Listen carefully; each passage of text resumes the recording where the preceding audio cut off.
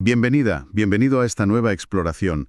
Hoy nos vamos a sumergir en algo muy específico y fascinante del patrimonio canario, unos molinos de viento muy particulares conocidos popularmente como las molinas. Un tema muy interesante, sí señor. Para guiarnos, contamos con un estudio bastante detallado que analiza estos ingenios desde su origen y diseño hasta el estado, un poco preocupante en el que se encuentran muchos de ellos hoy. Efectivamente, un estudio bastante completo que nos da muchas claves. Nuestra misión aquí es entender qué hace tan especiales a estas molinas, cómo son un reflejo de la pura necesidad y adaptación al entorno de las islas y por qué su futuro, pende de un hilo.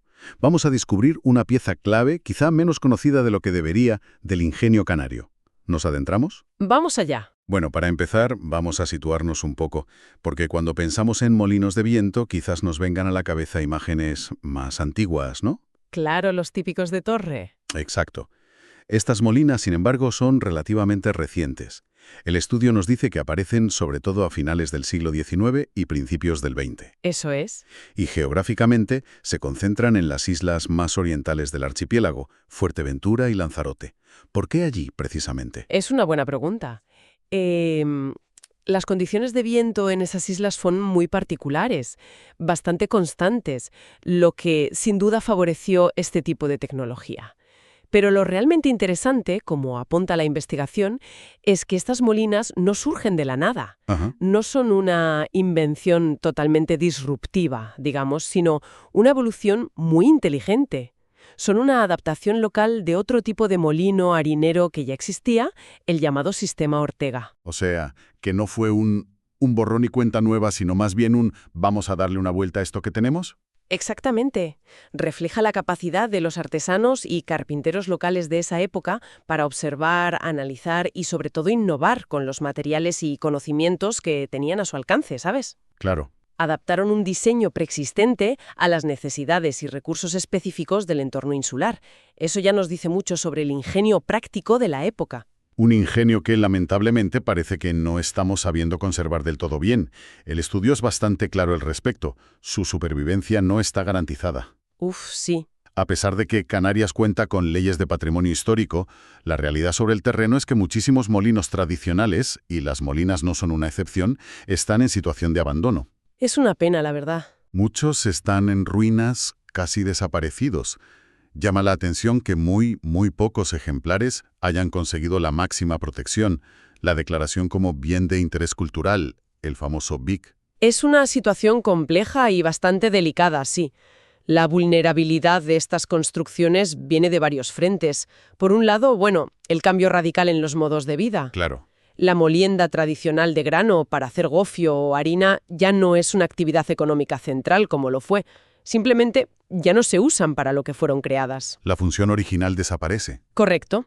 Y a eso se suma la propia naturaleza de su construcción. Son edificios y maquinarias expuestos a los elementos, el viento, la humedad. Los materiales, principalmente piedra local y madera, son resistentes pero no eternos, Sufren un deterioro natural con el paso del tiempo si no hay un mantenimiento constante. Lógico. Y seamos sinceros, a veces también falta una valoración social suficiente, un interés colectivo que impulse esa conservación. Son como fantasmas de una economía pasada, testigos de técnicas que ya casi nadie practica, y conectar con ese legado a veces cuesta en el presente. Entendido ese contexto un poco agridulce, vamos a lo que las hace únicas. Aquí es donde, como dice el estudio, la cosa se pone realmente interesante. ¿Qué diferencia a la molina de, por ejemplo, un molino de torre típico, como los de La Mancha que todos tenemos en mente? Pues la diferencia es radical, está en el concepto mismo. Olvidémonos de la torre cilíndrica de piedra de varios pisos. La molina parte de una idea mucho más pragmática y adaptada. A ver. Imagina un edificio bajo, de una sola planta. Generalmente es de forma rectangular, construido con muros sólidos de piedra local, lo que técnicamente se llama mampostería. ¿Vale? No hablamos de un edificio grande, quizás unos 5,5 metros de largo por 3,5 de ancho y una altura de unos 3 metros o 3,5. O sea, todo a ras de suelo. Adiós a subir sacos por escaleras de caracol infernales. Exacto. Ese es uno de los puntos clave que la investigación resalta citando a los propios molineros. Pero la genialidad no está solo en el edificio base. La clave está en lo que va encima. Una torre, sí, pero una torre hecha completamente de madera. Una torre de madera, encima de un edificio de piedra. Suena un poco a combinación inesperada. Lo es, y ahí reside gran parte de su singularidad. Y no es una torre fija, ojo. Es una torre de estructura de celosía. Piensa en un entramado de listones de madera, como una especie de jaula cuadrada que tiene la increíble particularidad de que gira entera sobre sí misma desde la base. Como que gira entera. Sí, se asienta sobre la cubierta plana del edificio y se puede orientar manualmente hacia el viento. ¿Cómo la giraban? ¿Con alguna manivela complicada o algo así? Mucho más sencillo y rústico. Usaban un palo largo, una especie de timón, que estaba anclado a la base de la torre de madera, pero se manejaba desde la azotea del edificio. Ah, desde fuera. El molinero salía fuera, agarraba el timón y empujaba o tiraba para encarar las aspas al viento. Simple, directo y efectivo. Fascinante. Y me imagino que este diseño tan peculiar tendría sus ventajas, ¿no? Porque si no, no se habrían complicado la vida. Desde luego. Y aquí es donde conectamos con lo que mencionabas antes de la comodidad. El estudio subraya dos ventajas cruciales que los propios maestros molineros destacaban y que realmente definen a la molina. A ver, ¿cuáles son? Primero, la comodidad operativa. Toda la faena, echar el grano, recoger la harina o el gofio, vigilar la molienda, se hace en la planta baja. Se acabó el subir y bajar cargado por escaleras estrechas y empinadas. Piensan en el alivio físico que suponía eso en el día a día. Un cambio brutal en la ergonomía del trabajo, diríamos hoy. Totalmente. Y segundo, la eficiencia. Según esos testimonios recogidos, la molina tenía fama de necesitar menos viento para empezar a funcionar que en los molinos de torre. Ah, mira qué bien. Esto es vital en islas donde el viento puede ser constante pero no siempre fortísimo, ¿entiendes? Además, se decía que tenía mayor rendimiento, molía más cantidad en menos tiempo y, como curiosidad, que producía un gofio, esa harina de cereal tostado tan típico de Canarias, de mayor calidad. Mejor gofio. Parece que la molienda era más fina o uniforme, aunque el estudio no entra en los detalles técnicos de por qué. Pero esa era la fama. Comodidad y eficiencia, nacidas de la necesidad y la adaptación, y todo gracias a esa torre giratoria de madera sobre un edificio bajo. Exacto. Es un diseño que encapsula la funcionalidad y la optimización de recursos. Y toda la maquinaria importante, las piedras de moler, la tolva para echar el grano, todo está dentro del edificio, en la planta baja, justo en la base de esa torre de madera. Todo accesible. Vale, creo que ya visualizamos el concepto general. Pero, ¿cómo eran exactamente esas partes? Has mencionado la torre de madera, el edificio. ¿Podemos desglosarlo un poco más? ¿Cómo se construía esa torre para que girase y aguantase el viento? Claro, vamos a ver la anatomía de la molina. El edificio base ya lo hemos descrito. Planta baja, rectangular, muros robustos, de piedra local, mampostería, a veces con algún cuartito anexo para almacenar grano o herramientas. Funcionalidad pura. Vale. La estrella es la torre de madera. Como decíamos, es de planta cuadrada, no muy ancha, de 1,20 a 1,50 metros de lado, pero bastante alta en proporción, alcanzando una altura total de 7 a 10 metros desde su base hasta la punta del eje de las aspas. Uf, bastante alta. ¿Y cómo se sostenía esa estructura tan esbelta? Pues se construía con 4 grandes vigas o tablones verticales en las esquinas, unidos por travesaños horizontales y diagonales que le daban rigidez. Formaban esa estructura de celosía o entramado que te decía. Ajá. Las uniones eran a menudo de carpintería tradicional, ensambles de caja y espiga muy trabajados, aunque en ejemplares más tardíos a veces se usaban también pernos metálicos. Es una obra de carpintería de ribera, casi naval, fíjate, adaptada a la tierra. Qué curioso. ¿Y esa torre cómo encajaba en el edificio? Dices que atravesaba el techo. Sí, atravesaba la cubierta del edificio por un hueco circular. Una parte de la torre quedaba dentro del edificio, entre 3 y 4,5 metros, alojando la parte baja del mecanismo. Dentro, vale. Y otra parte sobresalía por encima del techo entre 3,5 y 5 metros para sostener las aspas. Para evitar que entrara agua por ese hueco circular en la azotea, que era un punto crítico, Claro, la lluvia. se colocaba una peza metálica en forma de cono, como un collarín, que sellaba la junta entre la torre de madera y el techo. Una solución sencilla y bastante ingeniosa para la impermeabilización. Muy listo, sí, señor. ¿Y las aspas? ¿Eran diferentes a las de otros molinos? El rotor, el conjunto de las aspas, en realidad, adapta el sistema bastante universal de los molinos de viento tipo torre. Lo más común en las molinas era encontrar 4 o 6 aspas, aunque el estudio menciona algún caso rarísimo de 12. 12 aspas. ¡Qué barbaridad! Rarísimo, sí. Cada aspa tiene una forma trapezoidal característica. Y también eran de madera. La estructura sí. Cada aspa es un armazón de madera con palos largos, largueros, y travesaños, teleras, sobre el cual se extendía una lona de tela. Estas lonas eran cruciales porque su superficie se podía plegar o desplegar, como si recogieras una vela de un barco, ¿sabes? Ah, claro. Para adaptarse a la fuerza del viento. Más viento, menos lona, menos viento, pues toda la lona desplegada. O sea que el molinero tenía que ajustar las velas según el día. Era casi como un marinero en tierra. Exacto, era un ajuste constante. Las dimensiones de cada aspa eran considerables, ¿eh? Unos 3 metros de largo por unos 60 de ancho en la parte exterior. Y para dar estabilidad, los extremos de las aspas se solían unir entre sí con cables tensados, y todo el conjunto se anclaba firmemente al eje principal que salía de la torre de madera. Y nos falta el corazón de la máquina, la molienda. ¿Cómo era esa parte, dentro del edificio? Ahí encontramos la maquinaria de molturación. El núcleo son 2 grandes piedras cilíndricas, las muelas. La de abajo, llamada solera, es fija. La de arriba, la volandera, es la que gira sobre la solera. Vale. El grano se introduce entre ellas y la fricción lo muele. Lo interesante es cómo se consigue que esa piedra superior gire. Porque claro, el viento mueve las aspas en un plano casi vertical, pero la piedra tiene que girar en horizontal. Cierto. ¿Cómo se hacía esa traducción del movimiento? Pues mediante un ingenioso sistema de engranajes construido principalmente en madera, aunque con algunas piezas metálicas clave para los ejes o puntos de mayor fricción. Hay 2 piezas fundamentales con nombres muy sonoros. Una gran rueda dentada horizontal llamada la rueda catalina, Rueda catalina. que recibe el movimiento del eje principal de las aspas, y un piñón vertical llamado la linterna, que engrana con la rueda catalina y transmite el giro al eje vertical que hace rotar la muela superior. Catalina y linterna. ¿Qué nombres? Sí, muy gráficos. Es un mecanismo relativamente simple, pero muy efectivo, pura mecánica popular. Piensa en ello como las marchas de una bicicleta, que cambian la dirección y la fuerza del pedaleo para mover la rueda. Algo así, pero a lo grande y en madera. Entendido. Tenemos todas las piezas sobre la mesa. Ahora, pongámoslo en marcha.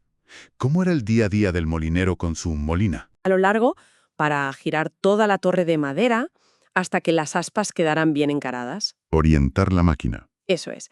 Luego, subir o bajar por las propias aspas, si estaban paradas, claro, para desplegar o plegar la cantidad de lona necesaria según la intensidad del viento. Un trabajo bastante físico y que requería conocimiento del tiempo, ¿eh? Me imagino. Una vez orientada y con las velas listas, Entraba al edificio. Allí liberaba un freno que normalmente actuaba sobre la gran rueda catalina para tenerla bloqueada por seguridad o cuando no se usaba. un freno, importante. Fundamental. Al soltar el freno, si había viento suficiente, las aspas empezaban a girar. Ese giro, como hemos dicho, se transmitía por el eje principal a la rueda catalina. Esta hacía girar la linterna y la linterna hacía girar la muela volandera. La máquina cobra vida. Exacto.